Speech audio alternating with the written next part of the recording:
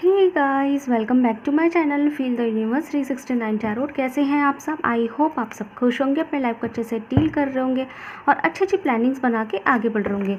So guys, आज की जो रीडिंग है ये रिक्वेस्टेड टॉपिक पर है। सबसे पहले तो मैं माजरत चाहूँगी कि मैं 1 से 2 दिन जो है ठीक से रीडिंग नहीं डाल पा रही हूँ, तरीके से जैसे होता है, बस कुछ शॉर्ट्स ही डाल पाई, रीडिंग नहीं डाल पाई। और जो रिक्वेस्टेड टॉपिक पर रीडिंग की मैंने बात करी थी उस पर भी मैं रीडिंग नहीं डाल पाई, तो मैं अब रीडिंग लेकर आई हूँ। रिक्वेस्टेड टॉपिक है हमारे पास।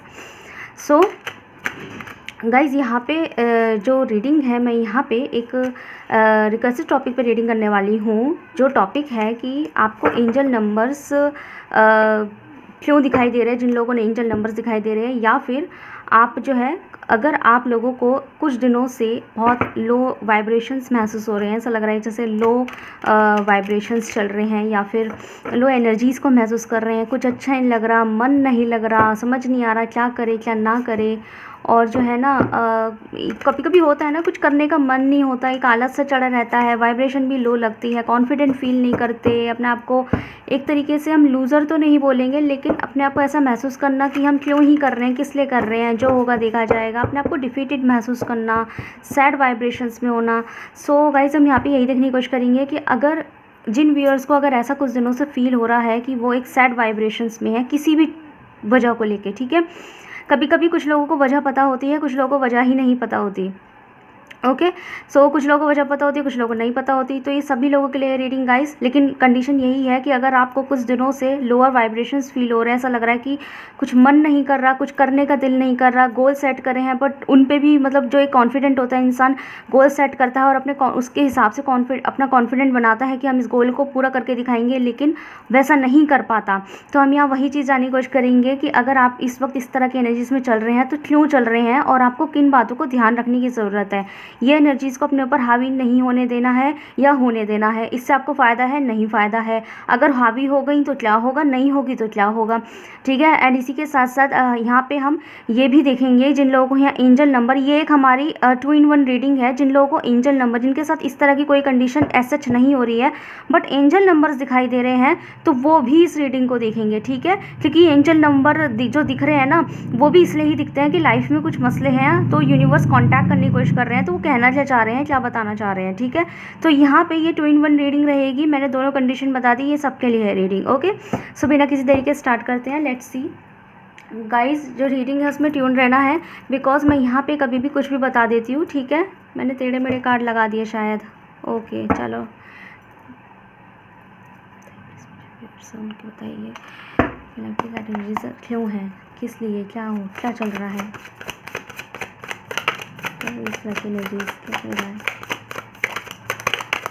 Okay. So we have here page of swords. Okay, मैं अभी सबसे पहले आपको एक ओवरव्यू दूंगी, कंडीशन बताऊंगी करंट एनर्जीज़ का, आप उससे रेजोनेट करके देखिएगा। अगर आप ऐसा फील कर रहे हैं तो ये रीडिंग आपकी हो जाएगी, फिर आप उसे शॉक से कंटिन्यू कर सकते हैं। Okay, we have 5 of swords. Swords की एनर्जी आ गई है भाई। यहाँ पे तो एयर साइन दिखाई दे रहा है, जेमिनी, लिब्रा, एक्वेरियस, मिथुन राशि वाले, तुला राशि वाले, कुंभ राशि वाले। Give me a 1 card universe with strong clarifications. Guys, मेरे चैनल पे जाइएगा, मैं कैंडल वैक्स की करंट एनर्जीज़, अब पर्सनल की करंट एनर्जीज़ की रीडिंग कर रही हूँ वहाँ पे। सो कितने सारे कार्ड, गिव मी 1 कार्ड। देखो 1 2 3, इतने सारे कार्ड नहीं चाहिए मुझे, सिर्फ एक कार्ड चाहिए स्ट्रॉन्ग क्लैरिफिकेशन के साथ में। ओके, वी है, आपने नोटिस किया था जब बहुत सारे कार्ड गिरे थे उनमें एक कार्ड ये भी था, देखा था आपने, मैंने जब डेक में वापस रख रही थी, तो इसका मतलब ये आने वाला था। जिन लोगों ने नोटिस किया गुड, और जिन लोगों ने नहीं किया तो कोई बात नहीं, मैं बता देती हूँ। ये कार्ड गिरा था, है ना, जब मैं डेक में कार्ड वापस रख रही थी 3 से 4 कार्ड गिरे थे, और जब मैं डेक में वापस रख रही थी, कितने सारे नहीं चाहिए इससे जस्ट पहले, तो उस टाइम ये कार्ड भी था वहाँ पे, क्योंकि मैंने देखे थे ना। Okay, so one more card, so one card we have king of wands in bottom of the deck. Okay, इसे हम यहाँ रख देते हैं। गाइस, यहाँ पे मैं आपके इस सवाल का जवाब भी निकालूंगी कि जिस एनर्जी में अगर आपने इसे कंटिन्यू रखा तो आपका क्या नुकसान हो सकता है, और अगर मतलब कंटिन्यू रखा तो क्या होगा, और कंटिन्यू नहीं रखते तो क्या होगा, ठीक है। मैं इस तरह का जवाब भी यहाँ निकालूंगी, तो आपको रीडिंग में ट्यून रहना है गाइस। अगेन ये सबके लिए है और एक टाइमलेस रीडिंग है, तो आपको उतना ही लेना, और ये कलेक्टिव रीडिंग भी है तो उतना ही लेना है जितना रेजोनेट करे। टाइमलेस है तो टाइमलेस है तो जब भी आप रीडिंग से रूबरू होंगे ये आपको रेजोनेट कर जाएगी। ओके, सो सबसे पहले तो गाइस मुझे आप बहुत हैवी एनर्जीज़ में दिखाई दे रहे हैं। ऐसा लग रहा है कि आपका, मुझे नहीं पता ये किसकी एनर्जी है, बट यहाँ पे जो भी मेरा व्यूअर है, जितने भी मेरे व्यूअर्स हैं जो इस वक्त सीन देख रहे हैं, उनकी राइट नाउ की कुछ 5 दिन का मुझे यहाँ हिसाब दिखाई दिया है। 5 दिन से वो कम से कम अपने अंदर एक एग्रेशन महसूस कर रहे हैं, किसी से बात करना पसंद नहीं कर रहे हैं, अपने आप को डिफीटेड महसूस कर रहे हैं। तुम ये देखो गाइस, आप ये नोटिस करें, मैंने जिस टॉपिक पर कार्ड निकाला है, इवन करंट सिचुएशन में भी कार्ड वैसा ही निकल के आ गया है। ये देखिए आप। सो रीजंस भी मुझे यहाँ कुछ दिखाई दे रहे हैं, मैं बताती हूँ वन बाय वन। सो सबसे पहले तो मैं बताऊँ कि आप लोग जो है ना, यहाँ पे आपकी रीजन एनर्जीज ऐसी हो सकती है कि आप जो है ना बहुत इमेच्योर महसूस कर रहे हैं। आपको ऐसा लग रहा है एक डिफेंसिव मोड भी नहीं होना, एक बहुत, जैसे कहते हैं ना कि गुस्सा तो नाक पे धरा हुआ है तो नक के जवाब देना। जैसे कहते कुछ लोग कमेंट भी कर देते हैं इवन कि यार क्या हो गया तुम इतने चिड़चिड़े से। हाँ, चिड़चिड़ा वर्ड इज़ राइट। ओके, यहाँ पे मुझे आप चिड़चिड़े मोड में दिखाई दे रहा है थोड़े से, ठीक है, बुरा मत मानिएगा, रीडिंग के हिसाब से मैं बात कर रही हूँ, ठीक है।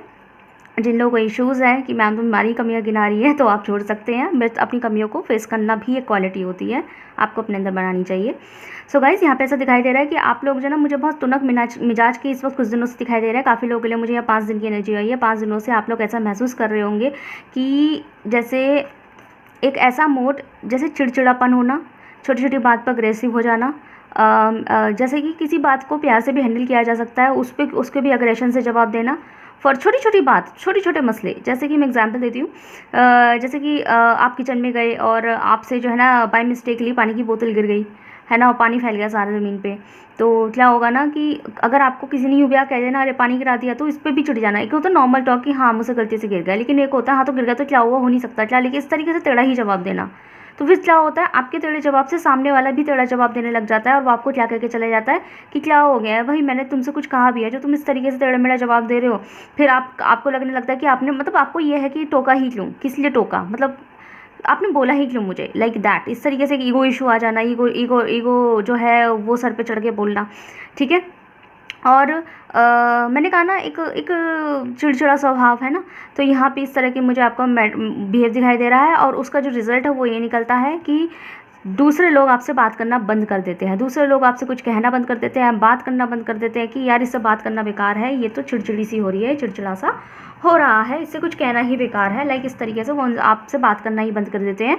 यहाँ पे बहुत कम एनर्जीज है कि आपको दोबारा से मनाने की कोशिश की जाती है, ऐसी एनर्जी मुझे बहुत कम है, क्योंकि आपको कोई ऐसा सच मनाने भी नहीं आता।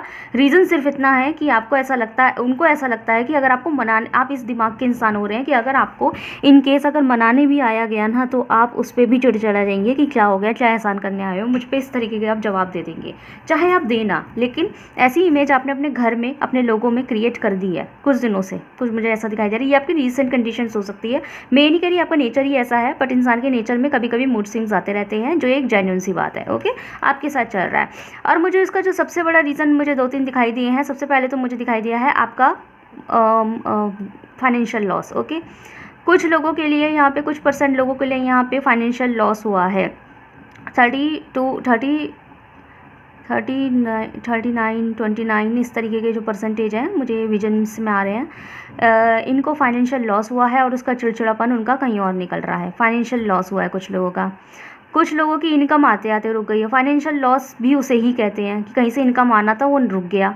कुछ लोगों के लिए जॉब हाथ में आती आती छूट गई, कुछ लोगों का प्रमोशन हाथ में आते आते छूट गया, है ना। कुछ लोगों के एग्ज़ाम में सप्ली वप्ली दिखाई दे रही है, सप्ली आ गई, एग्ज़ाम में पास नहीं हुए, सप्ली आ गई, बैक लग गई। कहीं ना कहीं कुछ ऐसे चीज़ क्रिएट हुआ है जिसमें आपको एक लॉस मिला है और आपका वो कहीं ना कहीं चिड़चिड़ापन उसमें घुसा है। या फिर ये भी हो सकता है कुछ स्टडी को लेके अनसेटिस्फैक्शन, स्टडी में कुछ सही नहीं चल रहा, जॉब को लेके अनसेटिस्फैक्शन। जो मुझे दिखाई दे रहा है वो एक प्रोफेशनल अनसेटिस्फैक्शन दिखाई दे रहा है, फाइनेंशियल अनसेटिस्फैक्शन दिखाई दे रहा है। इन्हीं रीजंस की वजह से आपके अंदर एक चिड़चिड़ा स्वभाव बना है, ना तो आपका करियर ठीक से जा रहा होगा। ये भी हो सकता है कुछ लोगों के लिए कि अपने करियर के मैटर को लेकर आपका दिमाग इतना चल चुका है कि आप उसका गुस्सा कहीं की कहीं निकाल रहे हैं, ठीक है। इस तरीके का ये मेच्योर बिहेवियर आपके अंदर क्रिएट होता जा रहा है। इस तरह की मुझे आपकी रीसेंट एनर्जीज दिखाई दे रही है।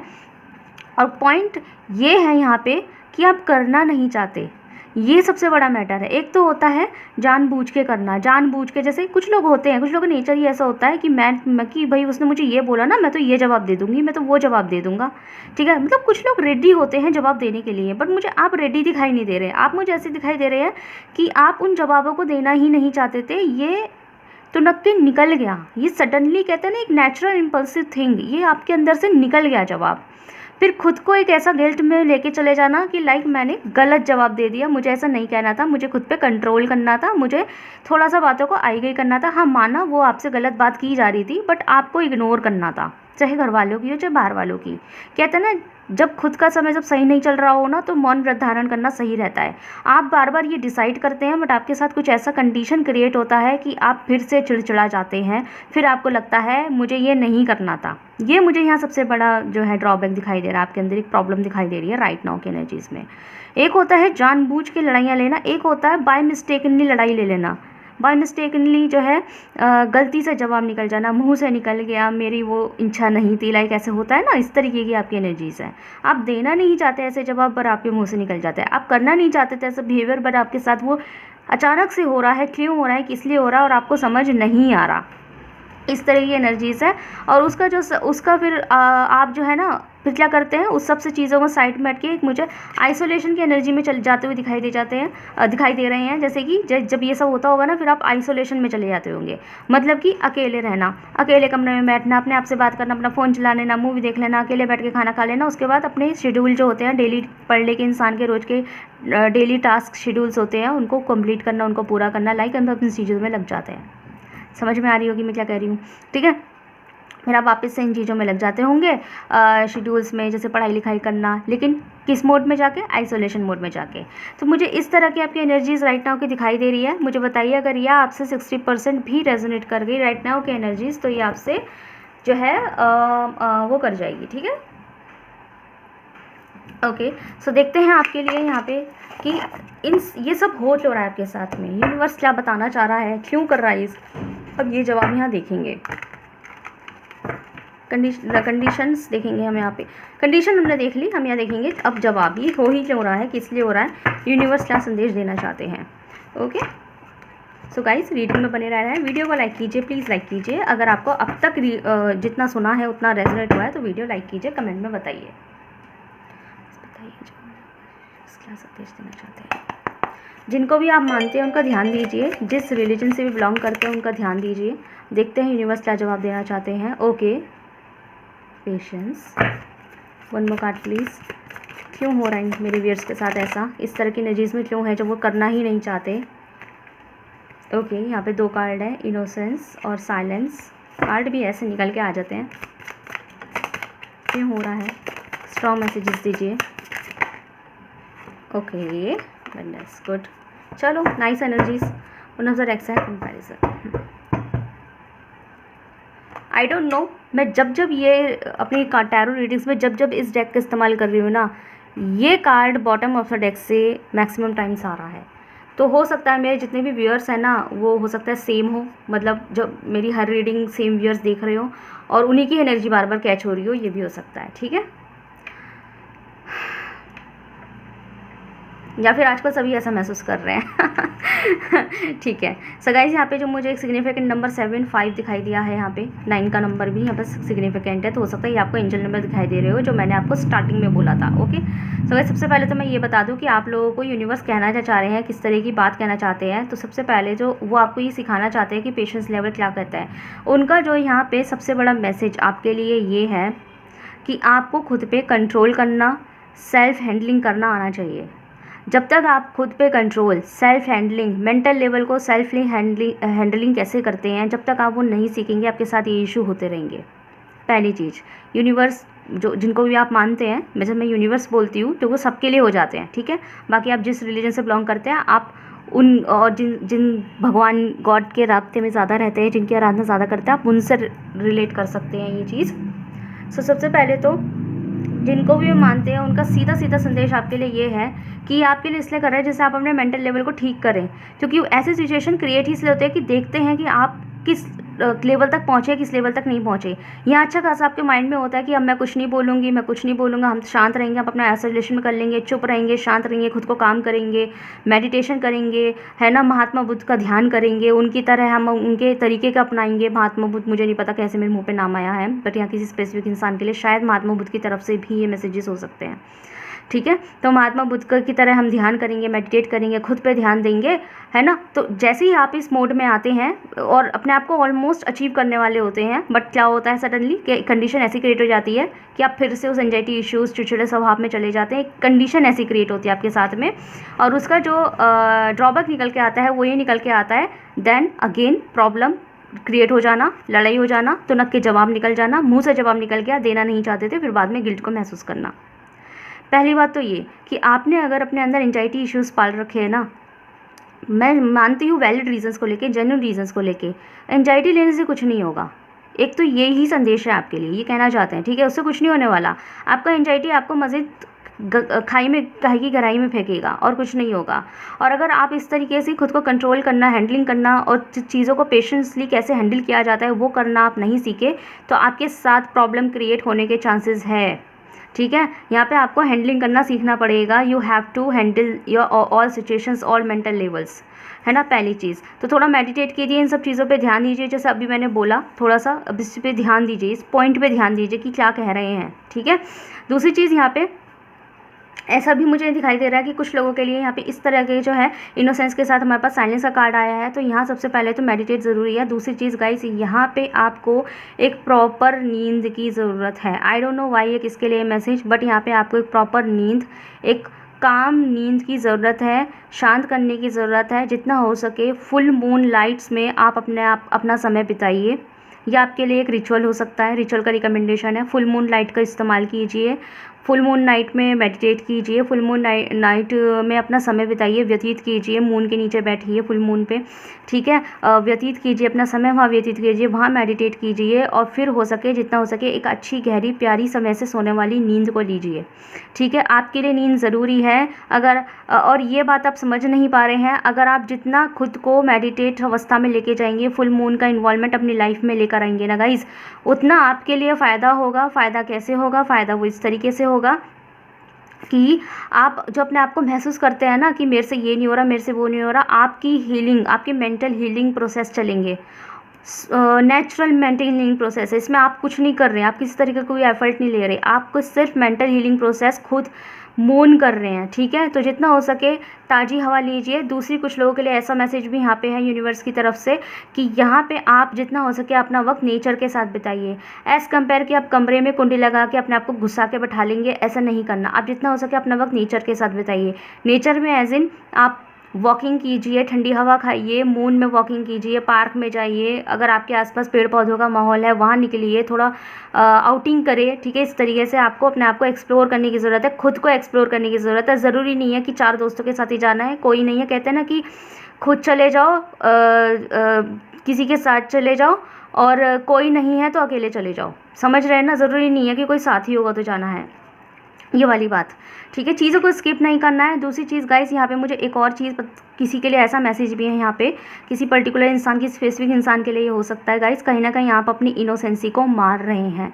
हो सकता है आपके अराउंड एनवायरनमेंट में आपके दोस्त, यार, कुलीग्स या जो भी आपके खास लोग होंगे, उन्होंने आपके साथ इस तरह का बिहेवियर या इस तरीके की चालाकियों को दिखा दिया है कि आपकी ही जो बिहेवियर है ना उसमें चेंज आने लग गया।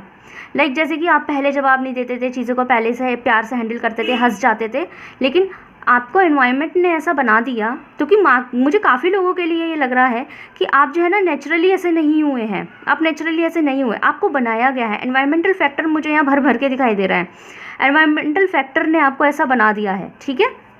एनवायरमेंटल फैक्टर में ये वही वाली बात है कि अगर एक पर्सन दूसरे पर्सन को धोखा देता है, तो दूसरा पर्सन जो धोखा खा के बैठा हुआ है, तो वो उसके मन में क्या आ जाएगा कि ठीक है, मुझे धोखा दिया ना, मैं भी ऐसी हो जाऊंगी, मैं भी धोखा देने वाली और टाइम पास करने वाली बनूंगी या बनूंगा, ठीक है। फिर वो क्या करेगा, वो दूसरों के साथ ही करना शुरू कर देगा। तो आप में उसमें कोई फ़र्क नहीं रह गया। कहीं ना कहीं आप में जो क्वालिटी थी किसी को धोखा ना देने की, खुद धोखा खा के बैठ गए तो दूसरों को धोखा देना शुरू कर दिया। ये प्रॉब्लम क्रिएट करता है आपकी लाइफ में, जो कि आप एक्चुअल में ऐसे नहीं है। एनवायरमेंटल फैक्टर ने, आपके सराउंडिंग के फैक्टर्स ने आपको ऐसा बना दिया है। तो यहाँ पे यही आपकी इनोसेंसी के साथ हुआ है। जिन चीज़ों को आप कभी प्यार से, कूल माइंड से हैंडल किया करते थे, ठीक है, एक सीधी सादी क्लियर एनर्जीज रखते थे, लेकिन एनवायरमेंटल फैक्टर्स की वजह से आपके अंदर की कहीं ना कहीं एक इनोसेंट चाइल्ड जो है मरता जा रहा है। एक इनोसेंट चाइल्ड, एक प्यारा बच्चा जो पढ़ाई लिखाई करने वाला इंसान, एक जॉब करने वाला इंसान, जैसे हर इंसान में, जिन्हें पता आपकी एज क्या है, तो जो एक पढ़ाई लिखाई करने वाला इंसान होता है, एक प्यारा बच्चा होता है जिसके मन में होती है कि हम अपने काम से काम रखेंगे, जितना हो सके खुश रहने की कोशिश करता है और अपने आसपास के लोगों को खुश रखने की कोशिश करता है, हेल्पफुल होता है ना। तो आपने कहीं ना कहीं अपने उस इनोसेंट चाइल्ड को मानने की कोशिश करी है, क्यों मानने की कोशिश करी है, गलती आपकी नहीं थी, आपके साथ ऐसा कुछ हुआ कि आपने सोचा मैं अपने आप को तब्दील कर लूँगी या कर लूँगा। लाइक किसी दोस्त ने आपके साथ दगाबाजी कर दी, आप अपने दोस्त के लिए हमेशा 100% प्रेजेंट थे, पर जब आपको ज़रूरत पड़ी तो आपका दोस्त आपके लिए प्रेजेंट नहीं था, तो बन गया ना एक एनवायरमेंटल फैक्टर कि ठीक है अब मैं किसी के लिए भी प्रेजेंट नहीं होंगी या होऊंगा। इसकी वजह से आपके बिहेवियर, मेंटल लेवल और एंजाइटी इश्यूज़ होने लगे, आपको उसमें चेंजेस आने लगे। और कहते हैं क्या होता है अच्छा, कहते हैं कि जो अपनी माइंड में जो जिसका माइंड जैसा नेचुरली बना हुआ होता है ना, अगर आप उसमें तब्दीली लाएंगे, देखो पॉजिटिव तब्दीली लाने एक अलग बात होती है, लेकिन आप जितनी फेक तब्दीली लाएंगे, क्योंकि ये फेक तब्दीली आप एक्चुअल में नहीं है, जितनी आप फेक तब्दीली लाएंगे ना उतना ब्रेन हैंडल नहीं कर सकता, क्योंकि वो ऑलरेडी नेचुरली जैसा बना हुआ है ना, आप उसके अंदर फेक तब्दीली लाने की कोशिश कर रहे हैं, ब्रेन उसे हैंडल नहीं कर पा रहा है, उसे नहीं समझ पा रहा है, और उसका जो फीडबैक निकल के आता है वो निकल के आता है एंजाइटी इश्यूज़, डिप्रेशंस और चिड़चिड़ापन, लाइक ये निकल के आता है। So just behave and handling your self, okay. इस तरीके से अपने इनोसेंट चाइल्ड को बिल्कुल मत मारिए, जितना हो सके खुद को शांत रखें, चीज़ों को पहचानने की कोशिश करें। हाँ, कहीं से अगर आपको ऐसा लग रहा है कि ये इंसान मेरे लिए सही नहीं है, उससे दूरी बना लें, लेकिन अपने बिहेवियर में चेंज मत करें। तुम 10 कदम दूर होते हो, हम आपसे 100 कदम दूर हो जाएंगे, दैट्स इट। ये नहीं कि तुमने मेरे को धोखा दिया ना तो मैं दूसरों को धोखा दूंगी, ये नहीं। या फिर तुमने मेरी दोस्ती का फ़ायदा उठाया तो मैं किसी की भी दोस्ती का मान नहीं रखूँगी या रखूँगा, ऐसा नहीं, ठीक है। जो डिज़र्व करता है उसके साथ वैसा रहिए, जो डिज़र्व नहीं करता उनसे दूरी बनाइए। ये नहीं कि आप उनके साथ भी वही करेंगे, है ना। जैसे कि फॉर एग्जांपल अभी कुछ दिनों पहले मेरे साथ एक कंडीशन हुई थी, मैं किसी का नाम नहीं लूँगी, जिससे कि अगर वो बंदा मेरे रीडिंग देख रहा होगा तो सोचेगा मेरे बारे में बात कर रही है, ठीक है, या बंदी, वैसे वो फीमेल है ना। तो मेरे साथ एक सीन हुआ था, मैं आपको एक एक्सपीरियंस शेयर करती हूँ। मेरे साथ सीन हुआ था कि मैंने कुछ दिनों पहले अपने एक पर्टिकुलर एक फ्रेंड से कुछ मांगा था, ठीक है, और ये वही फ्रेंड था। अब क्या मांगा था मैं वो भी नहीं बोलूँगी, क्योंकि अगेन अगर वही सेम पर्सन मेरी रीडिंग देख रहा होगा तो वो अपने ऊपर ले जाएगा। तो पर्टिकुलर पर्सन से मैंने कुछ मांगा था, और ये वो पर्सन है जिसके लिए मैं हमेशा पूरे बैचलर्स, मास्टर्स, हर तरीके से उसके अपनी पढ़ाई लिखाई के दौरान हर तरीके से दोस्ती के साथ रही, दोस्ती निभाती रही, उससे बहुत अच्छी दोस्ती निभाती रही, बहुत लॉन्ग दोस्ती निभाती रही। कहता है ना कि एक दोस्ती में शायद ऐसा लग रहा था कि मैंने ही निभाया है, क्योंकि मुझे कभी ज़रूरत नहीं पड़ी उसकी हेल्प की, लेकिन मैं दोस्ती निभा रही थी, मैं उसकी हेल्प हमेशा करती थी। मैं नहीं कह रही कि मैं गिना रही हूँ कि मैं हेल्प करती हूँ, मैं गिना नहीं रही, मैं बता रही हूँ कि ये मेरी दोस्ती का तरीका था कि मैं अपने दोस्त के साथ हूँ, ठीक है। बट पहली बार ज़िंदगी में, पहली बार मुझे एक चीज़ की ज़रूरत पड़ी और वो मुझे किसी के पास नहीं मिला। मुझे पता था वो मेरे उस दोस्त के पास है, तो मुझे वो सिर्फ एक दिन के लिए चाहिए था। मैंने उससे स्पेशल बोला कि मुझे ये चीज़ चाहिए, क्या आप मुझे दे सकते हैं।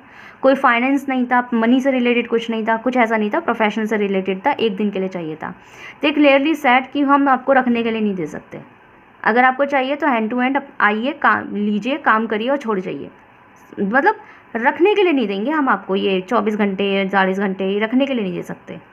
टू बी ऑनेस्ट, जिस चीज़ को मैं मांग रही थी, वो जो एक चीज़ है, डिवाइस है, मैं जिस चीज़ को मांग रही थी वो जो चीज़ है वो उसके काम की नहीं है। वो मैं इस लालच से नहीं मांग रही कि तुम्हारे काम की नहीं है तो मुझे दे दो। मैं इसलिए मांग रही थी कि फ़िलहाल वो तुम्हारे काम की नहीं है, क्योंकि तुम अपने प्रोफेशन से रिलेटेड कुछ नहीं कर रहे हो, लेकिन मैं अपने प्रोफेशन से रिलेटेड कर रही हूँ। मुझे नीड है, मुझे मार्केट में मिल नहीं रहा है, आउट ऑफ स्टॉक है, नेट पे नहीं मिल रहा है, इसलिए मुझे मांगना पड़ गया, वरना मैं खरीद सकती थी चीज़ को, है ना। दोस्त वाली बात है, यारी वाली बात है। पर मैंने ये कभी एक्सपेक्ट नहीं किया था कि वही सेम फ्रेंड मुझे इनडायरेक्ट वे में मना कर देगा।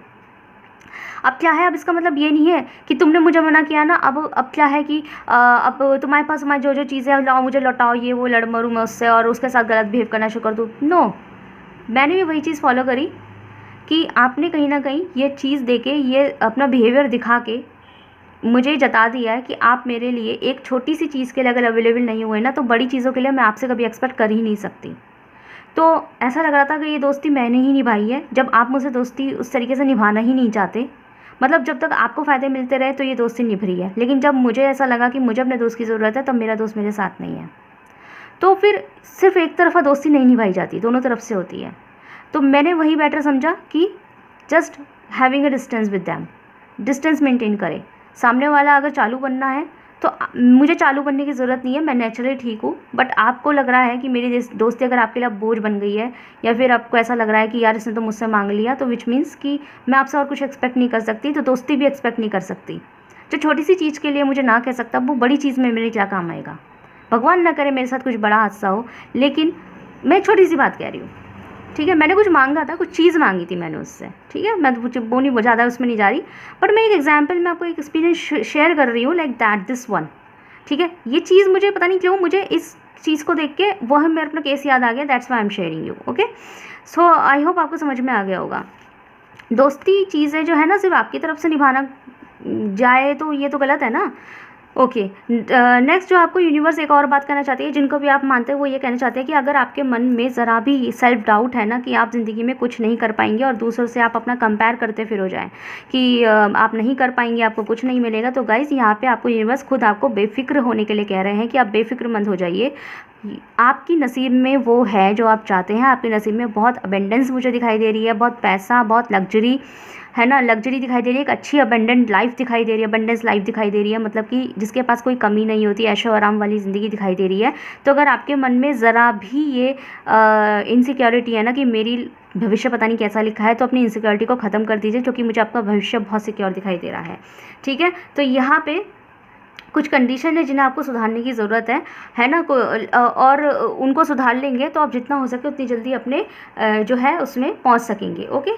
सो गाइस, बताइएगा कैसी लगी आपको रीडिंग। अगर आपसे रेजोनेट हुई है तो मुझे कमेंट सेक्शन में जरूर से बताइएगा। वीडियो को लाइक कीजिए, चैनल को सब्सक्राइब कीजिए। मिलता है नेक्स्ट वीडियो में। Thank you so much for watching.